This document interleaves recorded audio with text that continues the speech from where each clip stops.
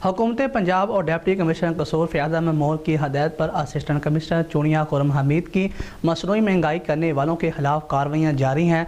Assistant commissioner चुनिया खुर्रम हमीद ने इलाहाबाद में नाजायज़ मुनाफाखोरी करने वाले दुकानदारों की दुकानात को सील करके हज़ारों रुपये जुर्माने भी आयद किए हैं। इसी हवाले से मज़ीद बता रहे हैं हमारे नुमाइंदे इरफान अशरफ आगाह कीजिएगा।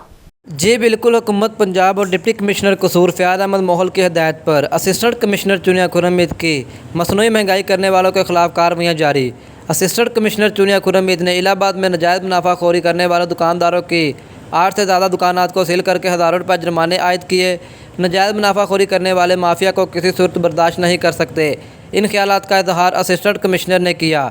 इन्होंने मज़ीद बताया कि हुकूमत पंजाब की हदायत पर डिप्टी कमिश्नर कसूर ने अशिया खुर्दनोश के रेट मुकर्रर करके नोटिफिकेशन जारी किया, लेकिन महंगाई माफिया दुकानदार रेट लिस्ट से ज़्यादा रेट पर अशिया फरोख्त कर रहे थे, जिसकी वजह से दुकानदार को सील करके हज़ारों रुपये जुर्माने आयद किए। असिस्टेंट कमिश्नर चुनिया का कहना है हुकूमत पंजाब के नोटिफिकेशन के मुताबिक नाजायज़ मुनाफाखोरों के खिलाफ रोज़ाना की बुनियाद पर कार्रवाइयाँ जारी रखेंगे और आवाम को रिलीफ देने के लिए हर तरह के इक़दाम किए जाएंगे। जी।